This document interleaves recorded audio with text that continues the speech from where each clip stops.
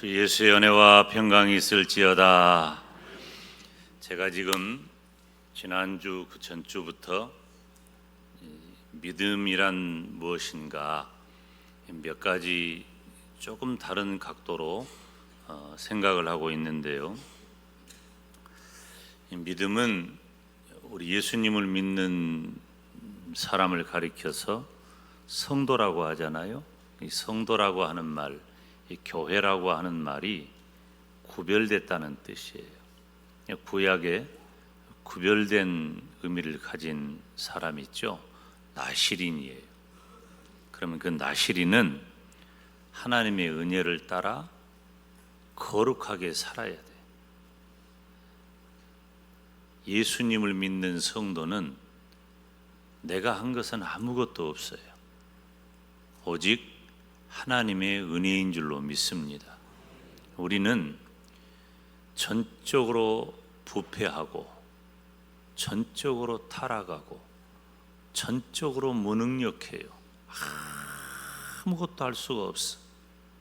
그런데 하나님이 찾아오신 거예요. 그래서 하나님의 은혜로 나를 구원해 주셨습니다. 그러면 우리가 그 은혜를 따라 살아야 될 것 아니에요? 그 은혜를 따라 사는 삶을 거룩한 삶이라 그래요. 이 거룩한 삶은 구별된 거죠. 예수님을 믿는 분과 그렇지 않은 분의 차이가 바로 거룩이에요. 거룩의 잣대, 다르게 살아야 한다는 거죠. 굉장히 힘들고 쉽지 않은 길입니다. 예수님 믿고 산다는 것이 우리가 예수님 믿으면 구원받아 천국 간다, 이 정도 단계만 가지고 가볍게 살면 얼마나 좋겠어요. 그런데 그 구원이라고 하는 그 면류관을 쓰기 위해서는 그 왕관의 무게를 견뎌내는 거룩한 삶이 필요하다는 거예요. 지난 주일에는 우리가 하나님의 가족으로서 서로 사랑하자, 또 서로 헌신하자, 그런 말씀을 드렸습니다. 요한일서 3장 18절 보면 우리가 함께 읽습니다. 자녀들아, 우리가 말과 혀로만 사랑하지 말고 오직 행함과 진실함으로 하자. 쉬운 게 아니죠. 우리가 가볍게 산책하듯이 그렇게 할 수 있는 게 믿음이 아니에요. 그런데 그 과정을 잘 이겨내면, 감당하면 산책하는 것보다도 더 가볍고 쉬운 것이 믿음이에요. 왜냐하면 하나님은 우리들에게 무거운 짐 지으려고 구원하신 게 아니에요. 저와 여러분의 삶을 복되게 하시고 은혜롭게 하시고 형통하게 하셔요. 그게 우리 믿음의 길이에요. 오늘은 세 번째 시간인데요. 형제의 연합에 대해서 살피려고 해요. 여기서 중요한 단어는 연합이라는 단어입니다. 지금 우리가 사는 이 현대와 미래 시대의 가장 큰 이슈는 뭐냐면 연결입니다. 연결. 그냥 단순한 연결이 아니라 초연결이에요. 초연결의 시대를 살고 있어요. 그리고 융합하는 거예요. 과거에는 학문도 분야가 하나하나 다 쪼개져 있었어. 그래서 자기가 전공하는 바에 따라서 대체적으로 그 사람의 인격이라든가 삶이 거의 결정이 되죠. 지금은 그러지 않아요. 학문의 경계가 이미 무너졌어요. 다 넘나듭니다. 다. 그래서 대학을 가면은 이제 융합학부라 그래요. 과거에는 학과별 모집을 했는데, 물론 그런 데도 있어요. 그렇지만은 지금은 융합한 학부로 모집을 해서 예과 형태를 거치는 거죠. 예과 형태를 거쳐서 그 다음에 대학을 하고, 미국 같은 경우는 사실은 대학을 졸업하고 나서 대학원을 갈 때 그때 메이저 전공을 선택하는 거예요. 이처럼 학문의 경계가 많이 무너져 있단 말이에요. 지금 유튜브 하나로 전 세계가 하나가 되어 있어요. 초연결의 시대입니다. 유튜브 하나 이렇게 내어놓았는데 몇만 부, 몇십만 부, 몇천만 부, 몇억 뷰 이렇게 사람들이 본다. 몇 억의 인구가 그 유튜브 하나에 다 연결돼요. 내가 지금 또 하는 말인데 유튜브 이거 조심해야 돼요. 그래서 유튜브가 초연결되어 있기 때문에 그 연결된 고리에 빠지면 그걸 이제 알고리즘이라 그래요. 무엇 하나에 집중해서 그 분야에만 집중적으로 파고드는 거예요. 바보 유튜브를 듣잖아요, 보잖아요. 그러면 바보하고 연관된 것만 보고 들어요. 수백, 수천, 수만 개가 연결되어 있어요. 그럼 유튜브만 이렇게 보고 있지 말아요. 신앙적으로도 못된 것들이 있으면 빠져들고 도덕적으로도 그렇고, 그리고 우리 이 인간의 윤리와 의식을 지배하는 것이 알고리즘이에요. 다른 말이 안 맥혀. 여러분이 보고 있는 그 유튜브가 이미 여러분의 뇌를 지배하고 있어. 사상을 지배하고 있어. 삶을 지배해요. 생각을 지배해. 그 사람 입에서 나오는 말은 그 말밖에 안 나와. 이게 지금 초연결 시대, 융합 시대에 어떻게 보면은 급속하게 전 세계가 하나 된 것은 있지만 이 폐해이기도 합니다. 지금은 연결, 융합 아니면 아무것도 할 수 없어요. 마케팅도 네트워크 마케팅이 다 연결이에요. 초연결입니다. 세계가 하나 돼요. 사실은 TV에서 떠들썩하게 광고해가지고 매출이 어느 정도 신장되는지 모르지만은 네트워크 마케팅보다 앞서지 못해요. 파급 효과가 그만큼 크다는 거예요. 연결이 되기 때문에 그래요. 우리 윤 대통령 미국 다녀왔죠? 미국 가서 뭐 했어요? 3개국 한미일 정상들이 모여가지고 네 글자 의기투합했다, 그렇게 언론이 보도를 합니다. 마음이 하나 됐다 그 말이에요. 그 내용을 들여다보면 무엇에 마음이 하나 되었어요? 취미가 하나 됐어요? 아니에요. 한미일 정상들이 모여가지고 안보와 경제 문제에 대해서는 우리가 한 편 먹자, 하나 되자, 연결하자, 그 얘기하고 온 거예요. 그 전에도 그런 일들은 얼마든지 있었습니다. EU가 그랬어요. 처음에는 EC, 유럽 공동체로 출발을 해가지고 지금은 유럽 연합이에요. 돈까지 따로 만들어요. 영국을 제외하고는 유로화라고 하는 화폐를 씁니다. 김대중 대통령이 취임하고 나서 시도하려고 했던 것이 DJ노믹스예요. 아시아를 유럽과 미국 달러화와 유로화에 대항할 만한 어떤 경제적 공동체를 만들자, 바로 그런 거거든요. 나토, 북대서양 조약기구, 다 안보와 경제예요. 지금 이 시대 그래요. 오늘 이 말씀을 통해 형제연합이라고 할 때 이 associate라고 하는 단어를 제가 마음에 두고 말씀을 살폈는데, 이 말은 연합시키다, 참가시키다, 동료로 가입시킨다. 오늘 일부 예배 때 새 가족 한 분 오셨거든요. 그분이 우리 교회에 등록한 것은 우리 교회에 가입한 거예요.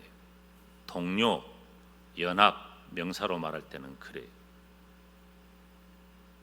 그런데 여기 오늘 본문에 보니까 형제가 연합하여 동거함이 어찌 그리 선하고 아름다운고. 지금 단순한 이 연합이 아니에요. 이건 아예 통합이에요. 통합, 유나이티라고 하는 거예요. 그럼 뭘 말할까? 다윗이 이 연합이라고 하는, 통합이라고 하는 것, 아예 그냥 한 덩어리라고 하는 그 말의 의미는 도대체 무엇일까? 지금 다윗의 소망 중에 하나는 뭐냐면은 블레셋에 빼앗겼던 언약궤가 돌아왔고, 그 과정에서 다윗이 벌렁벌렁 춤을 추며 기뻐했잖아요. 그리고 지금은 이제 솔로몬 성전이 만들어지기 전이니까 다윗이 시온산에 그 언약궤를 안치합니다. 그럼 그 시온산으로 이스라엘 백성들은 3대 절기에, 유월절, 초막절, 장막절 3대 절기에 이스라엘 사람들은 전부 와서 하나님께 예배를 드리는 거예요. 하나님께. 그러니까 이스라엘이라고 해봐야 뭐 우리 전라남북도 합한 땅 그런 정도밖에 안 되니까 걸어서든 어떤 형태로든 와서 하나님을 예배하기에는 뭐 충분하잖아요. 다 와서 예배를 해요. 그러니까 잃어버렸던 언약궤를 찾아가지고 와서 안정되게 이제는 시온산에다가 안치를 해놓고 온 이스라엘 백성들이 와가지고 하나님을 예배하는 거예요. 지금 우리가 예배하는 것처럼 우리가 천지사방에 다 흩어져서 자기 일을 하다가 주일이 되니까 하나님 앞에 나와서 다 한 분 하나님께 찬양하며 경배하며 예배를 드리잖아요. 이런 것처럼 온 이스라엘이 모여들어서 하나님을 예배하는데 다윗이 느낄 때에 우리 이스라엘은 어떤 민족이냐? 하나님의 백성이다. 언약의 공동체다. 그래서 우리가 하나님을 찬양하며 경배하며 예배하는 이 일이 얼마나 아름답고 기쁘고 감격적이냐. 그 일을 노래하는 것이 바로 시편 133편이라는 말이에요. 우리가 잠도 깰 겸 한번 다시 성경을 읽겠어요. 시편 133편 1절부터 3절. 일부 예배 때는 적게 했기 때문에 다시 크게 읽으라고 했어요. 그런 일 없도록 함께 읽습니다. 시작. 형제가 연합하여 동거함이 어찌 그리 선하고 아름다운고, 머리에 있는 보배로운 기름이 수염 곧 아롬의 수염에 흘러서 그 옷깃까지 내림 같고, 헐몬의 이슬이 시온의 산들의 내림 같도다. 거기서 여호와께서 복을 명하셨나니 곧 영생이로다. 아멘. 자, 지금 중요한 것 두 가지 오늘 살필 텐데요. 첫째는 형제 연합이라는 말이에요. 형제 연합. 형제가 연합하여 동거함이 어찌 그리 선하고 아름다운고. 오늘은 뭐 다른 성경을 보지 않습니다. 오늘 본문만 가지고 말씀을 살필 거예요. 가족이라고 하는 말씀 지난주에 설교했죠. 세상에서 가장 친밀하고 이해 여부에 상관없이 사랑을 나누는 관계가 가족이에요. 바로 그 가족에 더 압축된 것이 형제예요. 이 형제라고 하는 것은 한 조상에서 나온 거예요. 한 조상에서. 그러니까 가족이라고 하면은 어머니, 아버지, 자녀 이렇게 다 이게 가족이잖아요. 형제는 달라. 한 피 바다 한 몸 이룬 것이 형제예요. 그러니까 가족애보다도 훨씬 더한 것이 형제예요. 이 형제는 보통 끈끈한 게 아니죠. 요즘 뭐 시대가 하도 역기능적인 사건들이 많고 그것들이 우리들에게 알려져서 그렇지, 우리가 형제라 그러면은 정말 입안의 것도 내주는 사이 아닙니까? 표정이 별로 안 그런 것 같네. 형제는 가족보다도 더 압축되고 집약된 더 귀한 거예요. 그런데 단순한 핏줄이 아니에요. 오늘 본문의 말씀을 보면 단순히 아브라함과 이삭과 야곱의 자손이라고 하는 의미의 형제가 아니라 예루살렘에서 드리는 하나님의 예배를 드리는 하나님의 백성을 형제라고 표현하는 거예요. 앞서 언급한 대로 그 절기에 예루살렘 성소에 나와서 하나님을 예배하면서 그 예배의 그 기쁨과 감격을 가지고 돌아가는 그 백성들을 보면서 다윗이 노래하는 겁니다. 다시 말하면 하나님을 예배하는 같은 믿음을 가진 사람을 형제라고 하는 거예요. 오늘 바로 저와 여러분이 그런 사람이에요. 같은 믿음을 가지고 하나님을 예배하기 위해 이 자리에 있습니다. 그런 저와 여러분이 형제인 줄로 믿습니다. 형제는 뭐라고요? 형제는 가족보다도 더 끈끈하고 더 애절하고 더 깊은 사랑인 거예요. 이 표현이 매우 중요한 거예요. 형제가 연합해서 동거한다는 것은 함께 하나 되어서 살아간다는 겁니다. 그런데 함께 하나 되어 살아가되 잠깐 머무는 것이 아니라 영원한 영구히 함께 사는 것을 말해요. 제가 지난주에도 언급했듯이 우리는 이 땅에서만 사는 것이 아니라 천국까지 이어지는 관계예요. 이 형제란 말이에요. 이 형제가 연합해서 동거하는 모습은 크게 두 가지로 생각할 수 있어요. 첫째는 여호와를 경외하는 믿음의 가정에서 볼 수 있는 거예요. 이건 정말 큰 복입니다. 여러분, 우리가 예수님을 믿고 구원받아 천국 백성 된 것이 얼마나 크고 귀합니까? 그런데 그 믿음은 마음대로 안 돼. 그 마음대로 안 되는 믿음이 나와 아내가 마음을 같이 해서 믿는단 말이에요. 이거 잘 안 됩니다. 남편이 예수님을 잘 믿어도 아내가 그렇지 않은 경우 있고, 아내가 예수님을 잘 믿어도 남편이 그렇지 않은 경우가 있어요. 부모는 그렇다고 해요. 자녀 손들까지 믿음이 이어지는 것은 정말 어렵습니다. 그런데 여호와를 경외하는 믿음의 가정이라고 하면은 이것이야말로 형제가 연합하여 동거하는 것이에요. 우리 영광대교의 모든 성도들은 그런 믿음의 가정 이루기를 주님의 이름으로 축원합니다. 그리고 하나님께 예배하기 위해서 한마음 한뜻으로 모인 언약 공동체의 모습을 보는 거예요. 앞서 언급했듯이 온 이스라엘 백성들이 다 시온산으로 모여드는 거예요. 그리고 하나님을 예배하고 그 예배의 감격으로 흩어지는 거예요. 오늘 우리가 한번 하나님을 신앙하며 나와 예배 드리는 것과 같은 것입니다.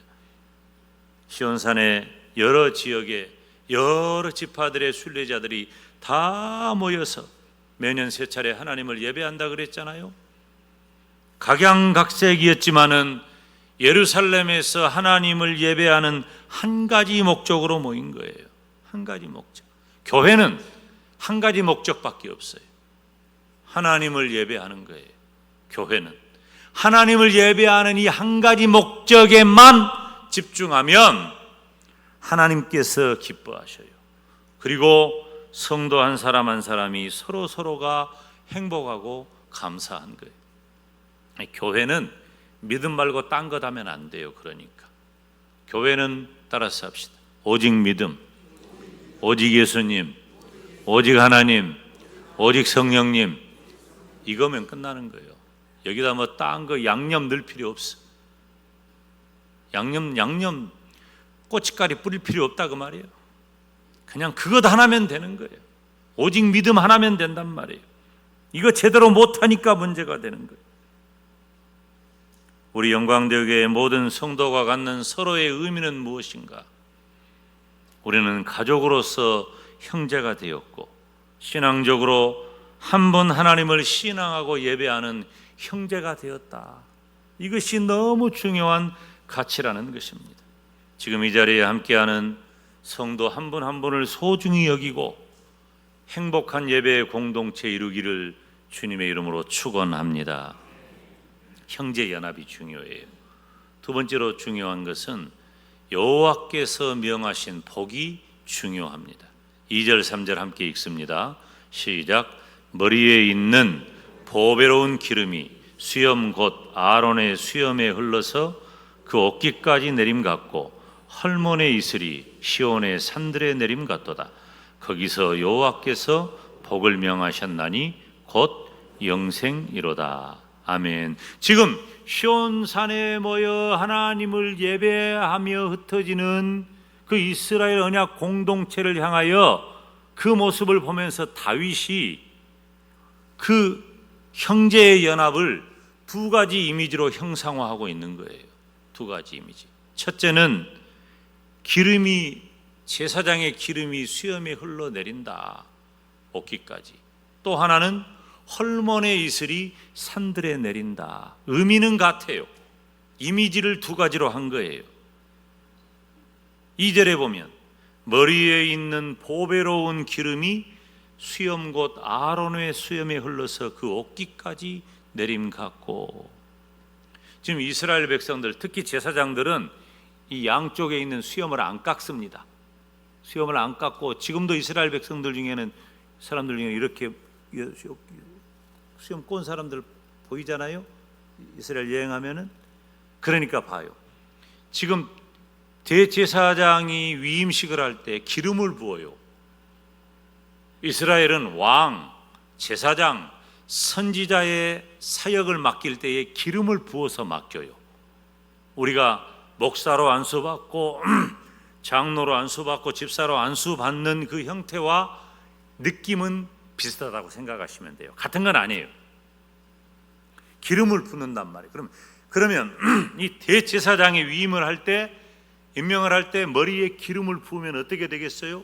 그 기름이 이 수염에 흐르고, 수염에 흐른 기름이 어깨까지 흘러가지고 온몸에 흘러내린다 하는 거예요. 바로 그 이미지를 갖는 거예요. 그 이미지를.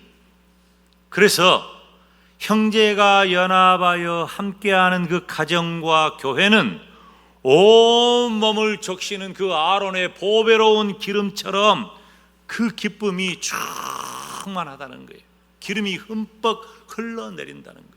그러면 헐몬의 이슬은 어떠한가? 헐몬의 이슬은 3절에 헐몬의 이슬이 시온의 산들에 내림 같다 그랬어요. 이 보배로운 기름이 이슬로 표현된 거예요. 두 가지 이미지니까. 헐몬산은 어떤 산이냐면 해발 3,000m가 거룩한 산이. 이스라엘 백성들이 헐몬산 하면은 마음이 너무 좋습니다. 왜 그래요? 헐몬산은 3,000m가 되니까 눈도 있어요. 눈도. 이스라엘이 중동인데 눈이 있다 깜짝 놀라죠. 눈이 있습니다. 만년설은 아니에요. 눈도 있어요. 그런데 그 눈이 녹아 흘러내려 요단강을 타고 내려와 온 팔레스타인 지역에 농사가 가능한 거예요. 뿐만 아니라 이 이스라엘은 비가 없잖아. 그런데 강수량이 그렇게 약한데 헐몬산의 이슬은, 이스라엘은 지형적으로 특별히 헐몬산은 밤에는 추워, 찬 공기, 그리고 낮에는 뜨거워. 그러면 자연스럽게 어떻게 될까요? 뜨거운 공기가 지나간 다음에 찬 공기가 되니까 이슬이 맺히겠잖아. 그 헐몬산에 이슬이 맺혀가지고 뜨거운 공기가 해가 뜸과 동시에 이스라엘 그 헐몬산의 이슬이 퍼져나간단 말이에요. 그것이 연중에 1300mm가 넘어요. 그러니까 상당히 중동 지역의 형편으로 보면은 많은 양이라고 볼 수 있죠. 그러니까 이스라엘 백성들이 헐몬의 이슬 그러면은 좋다 그 마음 갖는 거예요. 헐몬의 이슬. 하나님의 백성들이 시온산에 모여 하나님을 예배하고 돌아가는 그 은혜를 만끽하고 돌아가는 그 모습을 보면서 다윗이 아론의 수염에 흘러내리는 기름이 어깨까지 흘러내리는 것 같고 헐몬의 이슬이 산들에 내림 같구나. 헐몬의 이슬은 하늘에서 내리는 선물, 복의 상징이에요. 그래서 모든 이스라엘 백성들은 신분의 높고 낮음이 없이 동등한 이슬, 동등한 은혜 가운데 있는 거예요. 이슬이 뭐 신분 높은 사람한테만 내리고 낮은 사람은 안 내립니까? 안 그래요. 이스라엘 백성이라면 헐몬의 이슬의 은혜를 다 입는 거예요. 사랑하는 여러분, 저와 여러분이 형제가 되는 것은 그리스도 예수 안에 주어진 하나님의 은혜, 하나님의 축복입니다. 그래서 오늘 본문에 형제가 연합하여 동거함이 어찌 그리 선하고 아름답냐 감탄하는 거예요. 그리고 이 놀라운 축복은 무엇으로 이어져요? 영생으로 이어지는 겁니다. 영생은 예수님 안에서 하나 된 형제와 자매들이 영원토록 서로 사랑하며 동거하는 삶입니다.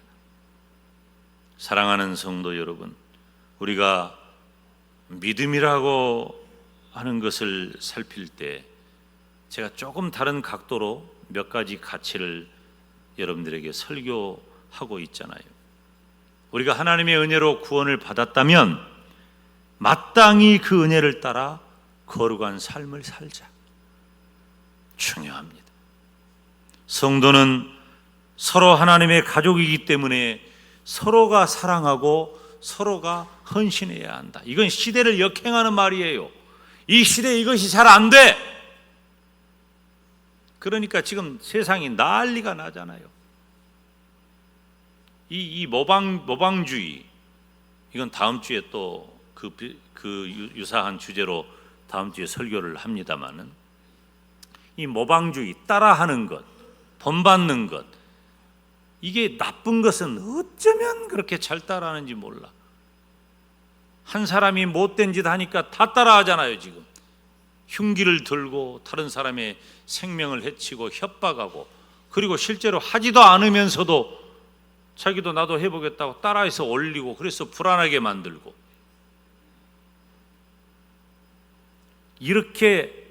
이런 시대에 형제가 서로 사랑하고 서로 헌신하는 것은 시대를 역행하는 거예요.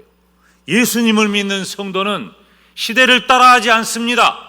시대가 악하면 악한 시대를 거슬러 올라가는 연어처럼 우리는 거룩한 삶을 살고, 아멘, 서로 사랑하는 삶을 살고 서로 헌신하는 삶을 살아야 되는 겁니다.